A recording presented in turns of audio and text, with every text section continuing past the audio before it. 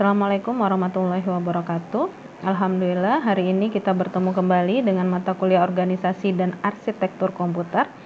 Hari ini kita akan membahas materi yang berkaitan dengan memori internal pada komputer, di mana secara konsep atau teorikalnya materi ini sudah kita bahas pada pertemuan sebelumnya. Nah, hari ini kita akan bahas contoh kasus yang berkaitan dengan memori internal komputer, di mana memori ini kita bagi atas dua, yaitu random access memory atau RAM. Yang kedua adalah read only memory atau ROM sebagai memori internal komputer. Baik, kita langsung masuk kepada contoh kasus dari memori.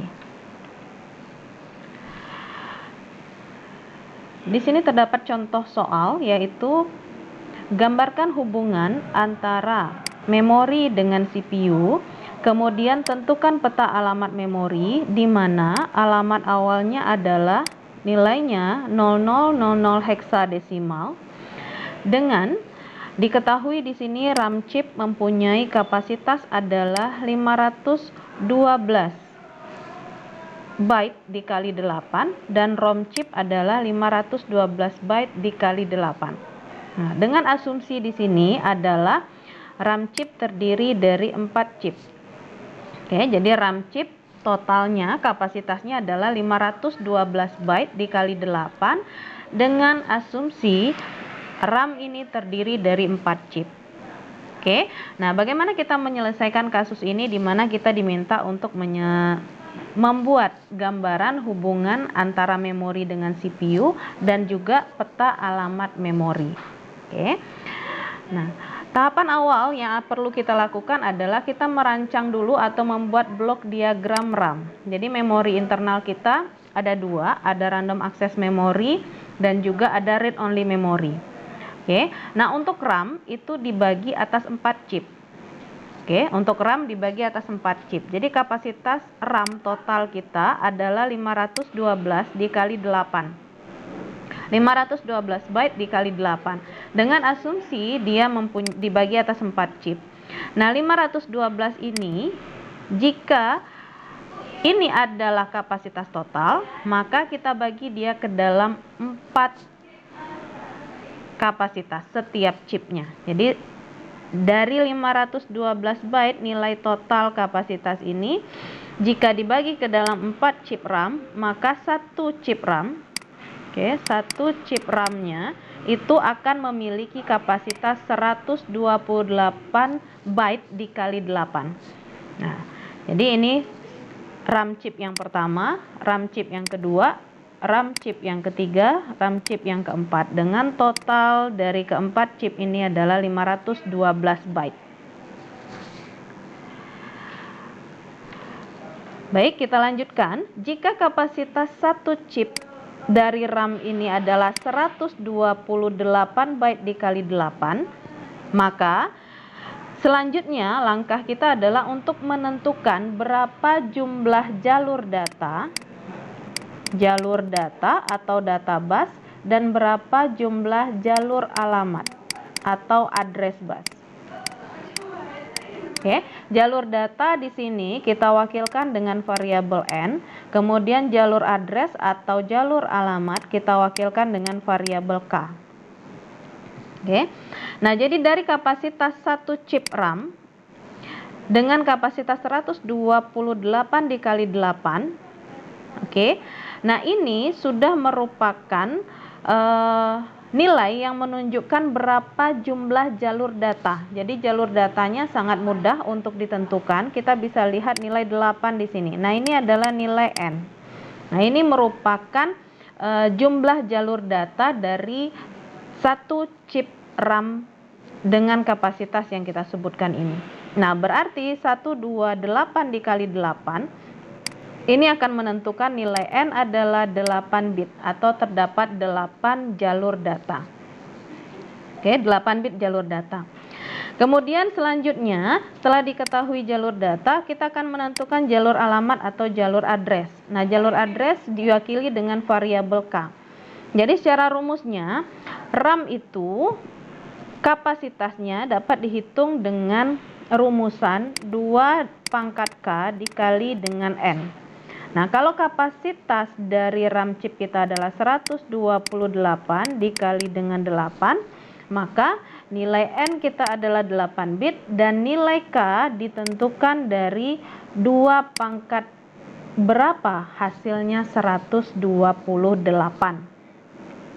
Oke. Nah, ini rumus untuk menentukan kapasitas dari RAM. Nah, ini secara teorikalnya sudah kita bahas pada materi sebelumnya.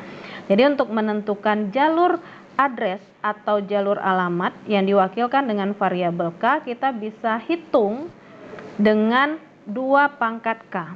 Nah, jadi total nilai kapasitas satu chip tadi adalah 128 byte, maka nilai K-nya adalah 2 pangkat K, berapa nilai K jika hasilnya 128. Nah, 128 didapat nilainya dari 2 pangkat 7. Sehingga nilai variabel K kita adalah 7 bit. Jadi, dengan kata lain kita memiliki 7 bit jalur address atau address bus. Dari kapasitas satu chip RAM, kita bisa menentukan berapa jumlah jalur data dan berapa jumlah jalur alamat. Selanjutnya, kita gambarkan ke dalam blok diagram RAM. Nah, yang di samping ini, di samping kanan, ini merupakan blok diagram dari RAM kita. Blok diagram dari RAM dengan kapasitasnya adalah 128 byte dikali 8.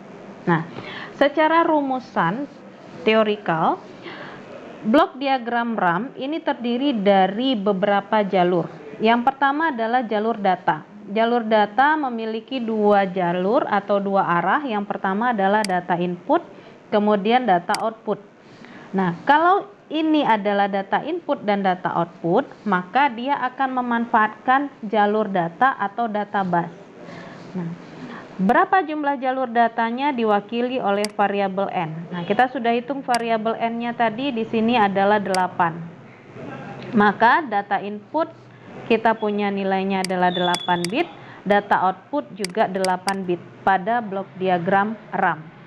Kemudian, kita juga memiliki jalur address. Nah, jalur address kita hitung dari kapasitas total tadi adalah 128 byte. 128 byte sama dengan 2 pangkat 7, maka variabel K kita nilainya adalah 7 bit, sehingga jalur address kita nilainya adalah 7 bit. Oke. Dari jalur address yang sudah diketahui dan jalur data yang sudah diketahui, kita bisa rumuskan satu blok diagram RAM kita, yaitu yang mewakili satu chip RAM dengan rumus 2 pangkat K dikali dengan N, maka nilainya adalah 2 pangkat 7 dikali 8. Nah, berikutnya yang 4 ini apa? 4 ini adalah jalur kontrol, ya, kontrol bus. Nah, ini adalah kontrol bus. Ada chip select 1, chip select 2, ada jalur read, ada jalur write. Oke. Jalur read, ada jalur write. Nah, jalur read dan write ini akan aktif ketika adanya proses penyimpanan data ke memori atau pengambilan data dari memori. Jadi kalau penyimpanan data ke memori, maka sinyal write akan aktif. Jika pada saat yang berlainan terjadi proses pengambilan data dari memori, maka yang akan aktif adalah sinyal read. Oke. Nah, chip select 1 dan chip select 2 ini mempunyai tugas yang berbeda. Chip select 1 di sini tugasnya adalah memilih RAM chip mana yang aktif. Jadi kalau seandainya memori RAM kita itu dibagi atas beberapa chip, contoh tadi dari kasus ini kita punya 4 chip RAM. Nah, maka RAM ini akan memiliki alamat yang berbeda-beda antara chip 1, chip 2, chip 3, dan chip 4. Nah, kapan CPU mengakses RAM atau ketika CPU mengakses RAM dengan alamat tertentu, maka dia akan memilih RAM mana yang diperlukan. Nah, ini ditunjuk oleh chip select 1. Jadi alamat yang dituju oleh CPU berada pada RAM chip yang mana. Nah, akan ditunjukkan oleh chip select 1. Kemudian chip select 2 ini fungsinya adalah untuk memilih yang aktif adalah RAM atau ROM. Jadi ketika CPU mengakses RAM, maka chip select 2 akan aktif menunjuk ke arah RAM. Tapi ketika CPU mengakses read only memory atau ROM, maka chip select 2 akan memberikan akses ke read only memory. Nah, jadi ini adalah jalur kontrol atau control bus yang mengatur bagaimana koneksi antara central processing unit dengan memori internal kita di komputer, yaitu RAM dan ROM. Oke. Nah, jadi dari kapasitas RAM kita tadi, yang satu chip RAM memiliki 128 byte kapasitas dikali 8, maka kita bisa simpulkan kita memiliki jalur data yaitu 8 bit, kemudian jalur alamat adalah 7 bit. Setelah dapat jalur data dan jalur alamat, kita bisa gambarkan blok diagram RAM seperti yang ada di slide ini. Oke. Nah, ini untuk satu chip RAM. Dari kasus kita tadi, kita memiliki 4 chip RAM. Nah, dengan kapasitas yang sama yaitu 128 byte dikali 8. Artinya, kita akan memiliki 4 buah blok diagram RAM yang sama seperti ini. Karena kapasitasnya sama 128 dikali 8. Oke. Nah, setelah kita menggambarkan blok diagram RAM, kita lanjutkan dengan blok diagram read only memory. Nah, read only memory atau ROM dari soal kita di atas, kapasitasnya adalah 512 byte dikali 8. Nah, hanya saja kalau ROM atau read only memory ini hanya terdiri dari satu chip saja, sehingga kita tidak perlu bagi ke dalam beberapa chip kapasitasnya. Karena dia hanya satu chip, artinya ini sudah kapasitas total, yaitu 512 byte dikali 8. Nah, dalam blok diagram RAM, kapasitas memori ataupun blok diagram ROM, kapasitas memori itu dihitung dengan rumus 2 pangkat K dikali dengan N. Sama, N menunjukkan adalah jalur data atau data bus. K di sini adalah menunjukkan jalur address atau jalur alamat. Nah, kita hitung kembali bagaimana read only memory kita ini atau berapa jumlah jalur data dan jalur address dari read only memory dengan kapasitas 512 dikali 8. Nah, dari kapasitas ini kita bisa langsung ketahui berapa jumlah jalur data. Nah, jalur data kita bisa tarik di sini adalah nilainya 8. Jadi N sama dengan 8 bit. Artinya kita mempunyai 8 jalur data. Kemudian untuk jalur address kita hitung dengan rumus 2 pangkat K. Nah, karena jumlahnya atau kapasitasnya adalah 512 byte, maka kita bisa hitung 512 byte ini sama dengan 2 pangkat berapa. Oke. Nah, 512 byte ini kita hitung adalah sama dengan 2 pangkat 9. Nah, artinya 9 di sini adalah nilai dari variabel K yang menunjukkan berapa jumlah jalur address dari memori ini. Nah, jadi karena nilai K-nya adalah 9 bit, maka kita bisa nyatakan jalur address-nya bernilai 9 bit. Oke. Nah, setelah diketahui berapa jumlah jalur data, berapa jumlah jalur address, maka kita gambarkan berikutnya adalah blok diagram ROM atau read only memory. Untuk blok diagram ROM, silahkan nanti rujuk kembali kepada teori sebelumnya. Nah, blok diagram ROM kita memiliki beberapa jalur. Yang pertama adalah jalur data. Nah, jalur data atau berkaitan dengan data bus. Nah, ini juga dibagi dua sama dengan RAM. Dia memiliki jalur input dan juga memiliki jalur output. Nah, nilainya tergantung berapa nilai dari variabel N. yang kita hitung di kapasitas ROM tadi. Nah, karena kita mendapatkan nilainya adalah 8, maka jumlah jalur datanya adalah 8 bit. Data input 8 bit, data output juga 8 bit. Oke. Nah, kemudian read only memory juga memiliki jalur address, jalur alamat. Nah, dihitung tadi nilai K-nya adalah 9 bit. Maka di sini address busnya jumlahnya adalah 9 bit. Sehingga ROM kita rumusannya 2 pangkat K dikali dengan N ini sama dengan 2 pangkat 9 dikali dengan 8. Oke. Kemudian read only memory ini hanya diakses oleh 2 jalur kontrol. Jadi tidak ada jalur read, tidak ada jalur write. Kenapa? Karena read only memory itu sifatnya adalah memori yang hanya bisa dibaca. Oke? Hanya bisa dibaca. Nah, bagaimana proses pembacaan CPU ke memori yang mana memorinya adalah ROM jika tidak ada jalur RD atau jalur read-nya? Nah, maka jika kita membuat blok diagram dari read only memory, ketika CPU mengakses read only memory untuk membaca data yang terdapat di dalamnya, maka yang akan aktif adalah chip select 1. Jadi chip select 1 di sini tugasnya adalah aktif ketika CPU mengakses data atau mengakses program yang terdapat di dalam read only memory. Oke. Jadi dengan kata lain ini menggantikan fungsi line RD atau read jika berada pada blok diagram RAM.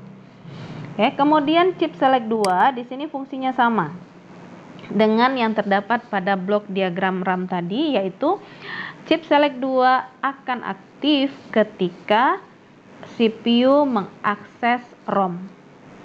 Chip select 2 yang ada di blok diagram ROM akan aktif ketika CPU mengakses read only memory. Oke.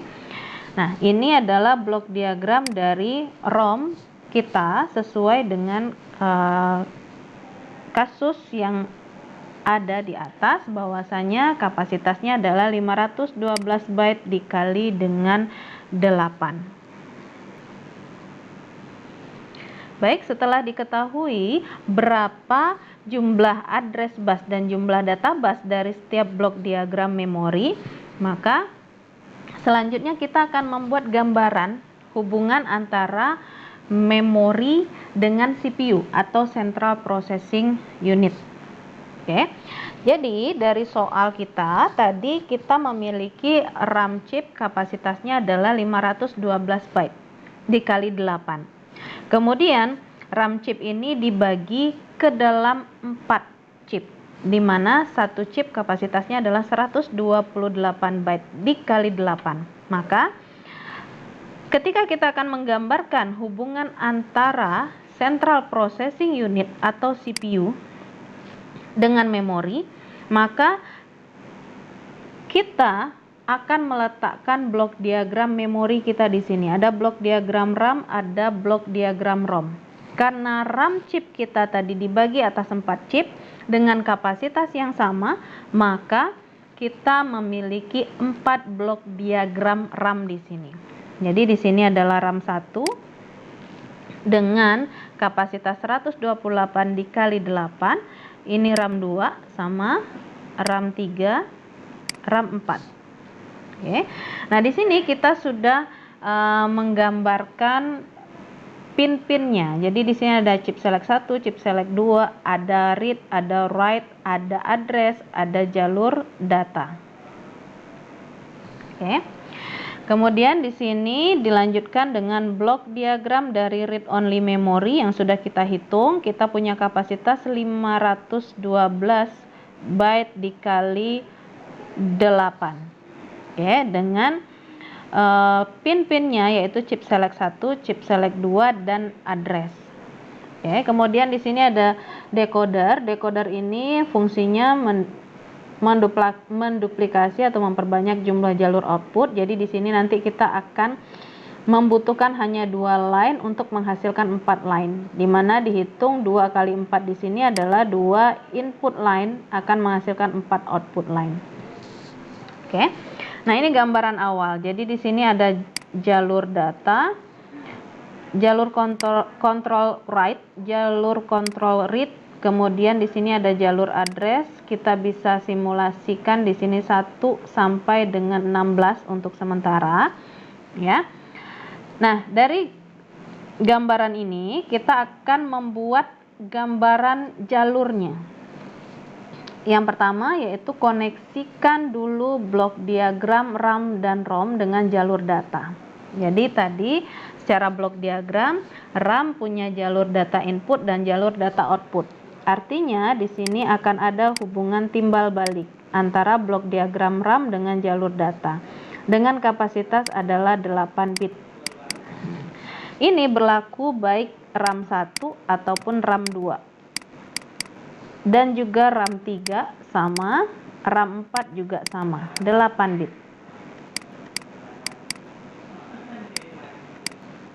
Begitu juga dengan read only memory, kita mempunyai jalur data adalah 8. Oke, read only memory jalur data kita juga 8 dan dia juga mempunyai data input dan data output. Nah, artinya di sini juga timbal balik 8 bit. Oke. Kemudian berikutnya sederhana sekali. Di sini ada sinyal control write, ya. Sinyal control write akan aktif ketika terjadi proses penyimpanan data ke random access memory atau RAM. Artinya sinyal control write ini kita tinggal tarik line, kemudian hubungkan ke masing-masing pin write pada random access memory. Oke, kira-kira seperti ini. Mohon maaf ya, garisnya tidak terlalu lurus. Kemudian berikutnya ada sinyal control read. Nah, sinyal control read ini kita hubungkan antara CPU dengan pin read yang ada di RAM. Kapan ini berfungsi? Ketika CPU mengambil data dari memori atau random access memory. Nah, ini juga sama, kita tinggal tarik line, kemudian hubungkan ke read. Oke, seperti ini.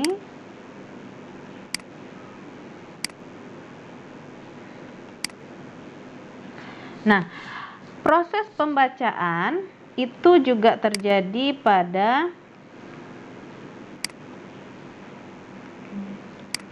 proses pembacaan memori, ini juga terjadi pada read only memory. Nah, jadi read only memory hanya bisa dibaca, tidak bisa diberikan akses untuk write atau penulisan data atau penyimpanan data ke sana. Nah, karena di blok diagram ROM kita tidak memiliki line RD atau read, tetapi ROM tetap bisa dibaca datanya oleh CPU, maka proses atau sinyal read ini akan terkoneksi kepada chip select 1 dari read only memory atau ROM. Oke. Nah, berikutnya kita akan menarik line yang berhubungan dengan jalur address atau address bus, ya. Nah, jalur address kita tadi untuk RAM itu kita memiliki 7 bit, ya. Ini 2⁻7 dikali 8. Nah, 7 bit. Maka di sini addressnya adalah 1 sampai dengan 7. Nah, di sini ini adalah jalur address pada CPU, ya. Saya wakilkan karena di sini ada 7 line yang akan ditarik ke jalur address, jadi saya bikinkan di sini 1 sampai 7. Ya, kalau misalnya Ananda mau buat satu per satu, 1, 2, 3 sampai dengan 7 itu juga dibolehkan. Nah, di sini saya bikinkan 1 sampai 7, jadi mewakili satu line saja, 1 sampai dengan 7. Nah, ini kita tinggal tarik line ke jalur address. Oke. Nah, jalur address dari random access memory ada 7, sama, setiap chipnya ada 7. Oke. Kemudian Untuk read only memory. Nah, read only memory ini dia memiliki jalur address itu adalah 2/9 atau 9 bit. 2/9 dikali 8. Jadi ada 9 bit jalur address. Maka kita bisa tarik dia 1 sampai dengan 7.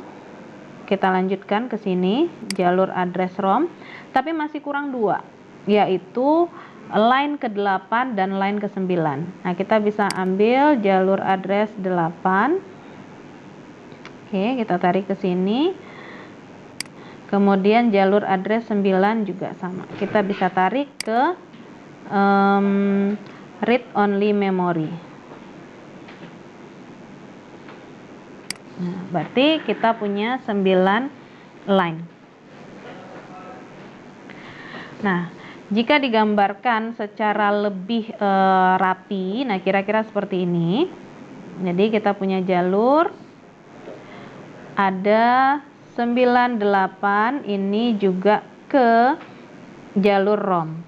Kemudian jalur 8 dan 9 ini juga difungsikan untuk memberikan masukan kepada decoder. Jadi 8 dan 9 juga difungsikan untuk memberikan masukan kepada decoder, di mana decoder di sini berfungsi untuk memberikan output dengan 2/n dari berapa jalur inputnya. Jadi di sini jalur inputnya adalah 8 dan 9, berarti kita punya 2 jalur input.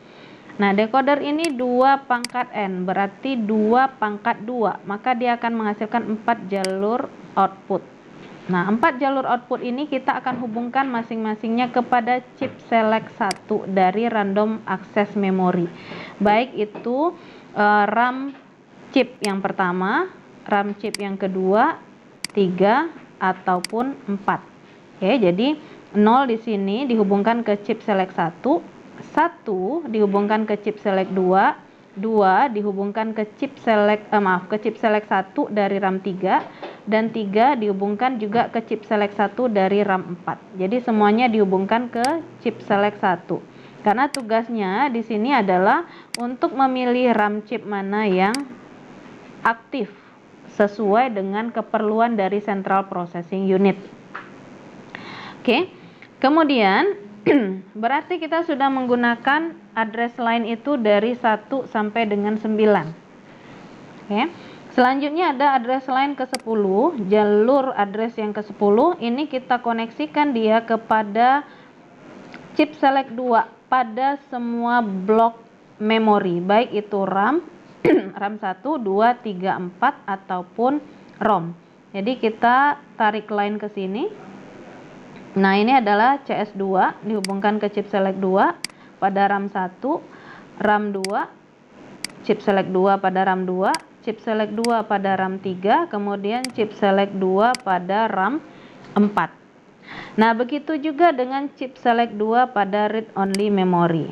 Nah, selanjutnya di sini ada yang perlu menjadi catatan, bahwasanya chip select 2 atau CS2 ini tugasnya adalah memilih RAM atau ROM yang aktif.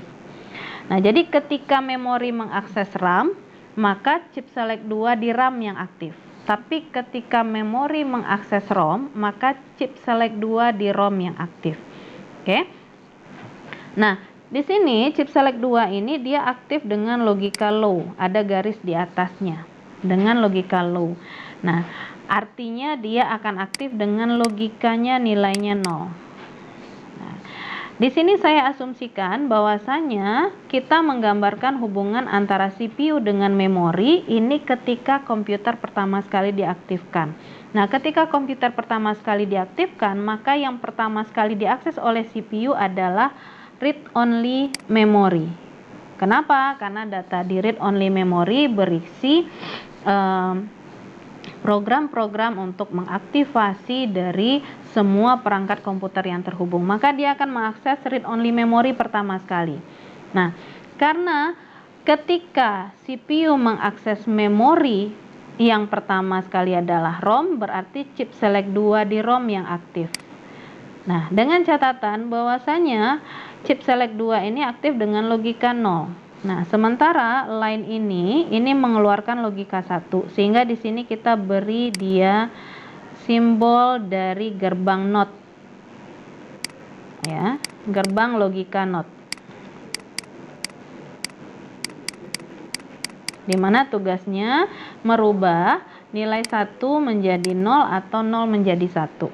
Nah, artinya untuk line yang berhubung dengan chip select 2 dari CPU, untuk ROM kita berikan logikanya di sini 0. Karena ROM yang pertama sekali diakses oleh Central Processing Unit. Nah, ini sudah selesai untuk gambar antara hubungan antara CPU dengan memori. Kita lanjutkan dengan berikutnya, kita membuat peta alamat memori, ya. Peta alamat memori. Nah, kita yang perlu ketahui terlebih dahulu adalah jumlah jalur alamat atau address bus. Jadi kita tadi memiliki 4 chip RAM. Oke, 4 chip RAM. Nah, untuk satu chip memiliki kapasitas memori adalah 128 byte dengan nilai K adalah 7 bit, ya. Kemudian ROM chip kita memiliki kapasitas 512 byte dengan nilai K di sini adalah 9 bit. Nah, sekarang kita hitung dulu berapa rank jalur addressnya pada setiap chip. Jadi kalau misalnya tadi RAM chip nilai K-nya adalah 7 bit, kita logikakan di sini kita memiliki nilai logika 7, nilai logika 1 ada 7 bit. Nah, seperti ini. Ya, dari 7 bit di sini kita memiliki nilai logika 1 adalah 7 bit. Nah, ini dalam bilangan biner. Oke.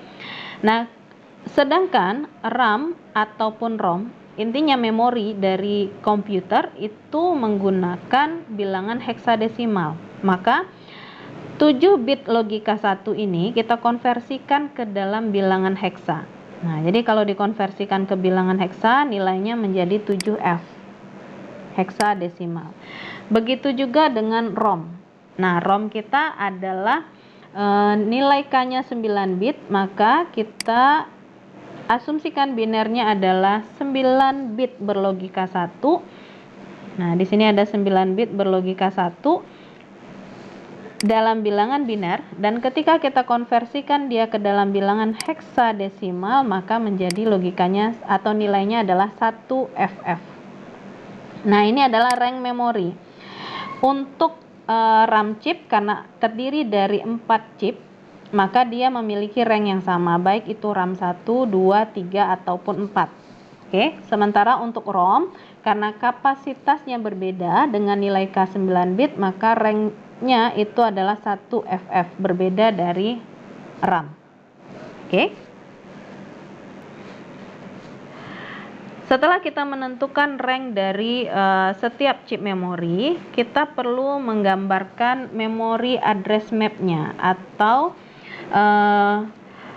peta pengalamatan memorinya. Jadi kita memiliki komponen tadi, yaitu ada RAM 1, 2, 3, 4 dan ROM. Nah, komponen ini bisa Ananda tentukan berdasarkan dari gambar kita ini.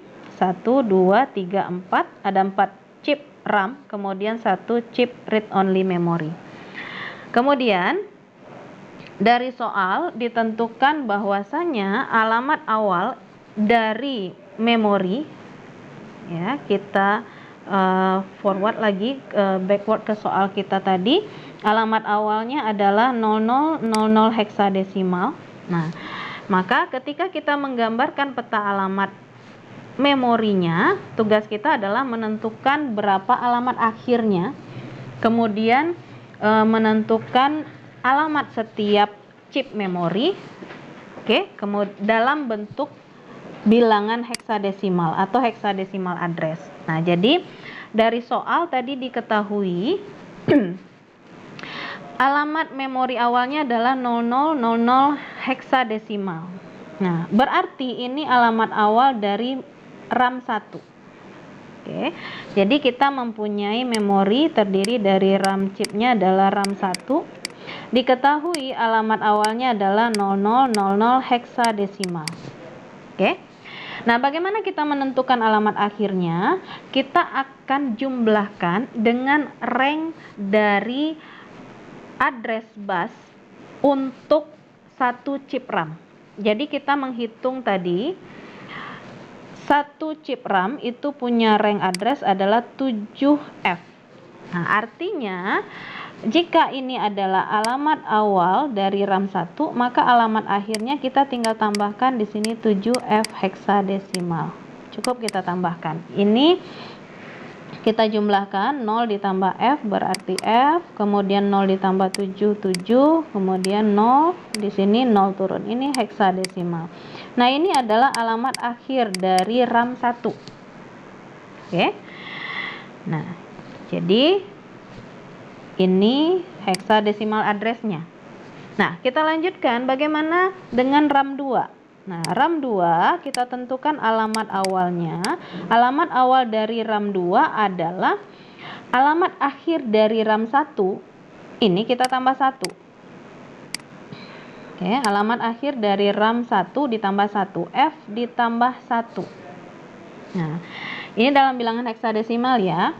F ditambah 1 hasilnya adalah 10 atau 10 ya. Maka di sini adalah 0, carry-nya 1. Nah, 1 ditambah 7 berarti 8. Nah, ini 0-nya turun, 0-nya turun. Nah, ini heksadesimal. Ini alamat awal dari RAM 2. Selanjutnya kita tentukan alamat akhir dari RAM 2. Berarti kita tambahkan di sini dengan 7F heksadesimal karena dia mempunyai rank address yaitu 7F. Nah, kita tambahkan lagi di sini 0 ditambah F, F. Oke. 8 heksadesimal ditambah dengan 7 heksadesimal adalah F. Ya, sama dengan F. Nah, di sini. Ini heksa, 0-nya turun, 0 turun. Nah, ini adalah alamat akhir dari RAM 2. Nah, seperti ini. Oke. Nah, hal ini berlaku yang sama juga dengan RAM 3 dan RAM 4. Artinya, untuk RAM 3 kita tinggal tambahkan di sini alamat awalnya adalah alamat akhir dari RAM 2 ditambah 1. Nah, kita tambah F ditambah 1 nilainya adalah 0, carry sisip 1, 1 ditambah F nilainya juga 0, sisip 1, kemudian 1 ditambah 0, 1, ini 0, heksadesimal. Ini adalah alamat awal dari RAM 3. Kemudian kita tentukan alamat akhirnya, berarti kita tambahkan dengan rank addressnya yaitu 7F heksadesimal. Kita tambahkan 0 ditambah F nilainya adalah F, 0 ditambah 7 nilainya 7, kemudian 1 turun di sini, ini 0. 017F heksadesimal. Ini alamat akhir dari RAM 3. Oke. Nah, ini dia. Oke, selanjutnya kita lanjutkan kepada RAM 4. Nah, di sini adalah RAM 4. RAM 4 alamat awalnya didapat dari alamat akhir dari RAM 3 ditambah 1. Berarti kita punya nilai 017F heksadesimal. Oke, kita tambah 1, F ditambah 1 0, carry-nya 1 di sini berarti ini 8, 1 turun, 0 turun, berarti ada 180 heksadesimal. Nah, ini adalah alamat awal dari RAM 4. Alamat akhirnya kita tambahkan dengan 7F heksadesimal. Kita tambahkan di sini 0 ditambah F nilainya adalah F, 8 ditambah 7 heksadesimal juga F, kemudian 1 turun, 0-nya turun berarti 01 FF heksadesimal. Ini adalah alamat akhir dari RAM 4. Nah, kita bisa lihat di sini ini alamat akhir dari RAM 4. Next, selanjutnya kita menentukan alamat dari read only memory atau ROM. Nah, alamat dari awal dari read only memory atau ROM tentu alamat akhir dari RAM 4 kita tambah 1. Nah, ini ditambah 1. F ditambah 1 nilainya adalah 10 atau 10, 0, carry 1 di sini. F ditambah 1, 10. Ini carry jadi 2, ini 0. Oke. Nah, ini alamat awal dari read only memory. Nah, berikutnya bagaimana menentukan alamat akhir dari read only memory? Karena read only memory punya jalur address tadi adalah 9 bit, maka ranknya adalah 1FF. Jika kita akan menentukan alamat akhir dari read only memory, maka di sini 200 heksadesimal kita tambah dengan 1FF heksadesimal. Oke. 0 ditambah FF, kemudian di sini 0 ditambah F juga F, 2 ditambah 1 3, di sini 0 heksadesimal. Ini adalah alamat akhir dari read only memory. Nah, ini cara menghitung. Jadi Ananda harus mengingat kembali bagaimana proses konversi bilangan biner ke bilangan heksadesimal dan bagaimana proses aritmatika bilangan heksadesimal. Nah, ini dari heksadesimal addressnya. Jadi 200 heksadesimal sebagai alamat awal ROM, kemudian 03FF sebagai alamat akhir dari ROM. Nah, untuk kolom yang ada di sebelah kanan ini address bus. Ini kita buat berdasarkan dari gambar hubungan antara memori dengan CPU yang ada di sini. Ya, jadi di sini kita menggunakan 10 line address 1 sampai dengan 10 ini terpakai semua, maka di sini address busnya ada nilai 1 2 3 4 5 6 7 8 9 10. Oke. Nah, untuk jalur address 1 sampai dengan 7 ini terpakai semua ke RAM 1. Jadi kita cukup kasih tanda silang seperti ini. Oke. Nah, ini artinya kita gunakan untuk address line pada RAM 1. Oke, harap diingat kembali di sini ada 7 line address. Ya. Kemudian berlaku hal yang sama dengan RAM 2, RAM 3 dan RAM 4. Oke.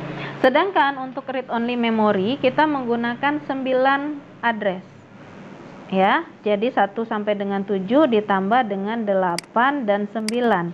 Nah, address 8 dan address 9 itu didapat dari line 8 dan line 9 di sini. Nah, dengan kata lain kita memberikan tanda bahwasanya alamat address line pertama sampai dengan 10 ini digunakan sebagai jalur address dari read only memory. Ya, jalur address dari read only memory. Oke. Nah, berikutnya jalur 8 dan 9 ini digunakan sebagai jalur multifungsi. Jadi tidak hanya jalur address untuk read only memory, tetapi juga jalur yang terkoneksi kepada chip select 1 dari masing-masing RAM. Jadi chip select 1 pada RAM 1, chip select 1 pada RAM 2, chip select 1 RAM 3 dan chip select 1 pada RAM 4. Nah, hanya saja di sini kita memanfaatkan decoder tadi, yaitu decoder 2 kali 4 dengan 2 input line akan menghasilkan 4 output jalur. Nah, 0 1 2 3 ini dalam desimal. Nah, harap Ananda ingat kembali kalau desimal kita bisa konversi ke biner. Kenapa? Karena CPU itu hanya memproses data dalam bilangan biner. Oke, jadi kalau 0 di sini jika kita perlukan dia 2 digit biner, di sini adalah nilainya 0, di sini juga 0. Maka yang akan aktif yang ini. Akan aktif chip select 1 RAM 1. Ketika nilainya 1 heksadesimal, maka di sini nilainya adalah 0 1. Oke. Nah, ketika binernya adalah 1 0, nilainya adalah 2 heksadesimal.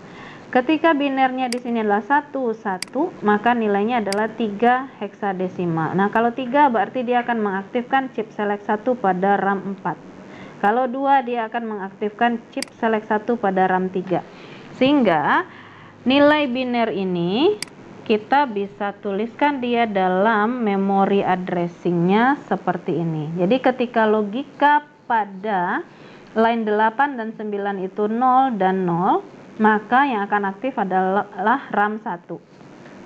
Kalau logikanya adalah 01, maka yang aktif adalah RAM 2. Jika logikanya adalah 10, maka yang aktif RAM 3. Jika logikanya 11, maka yang aktif adalah RAM 4.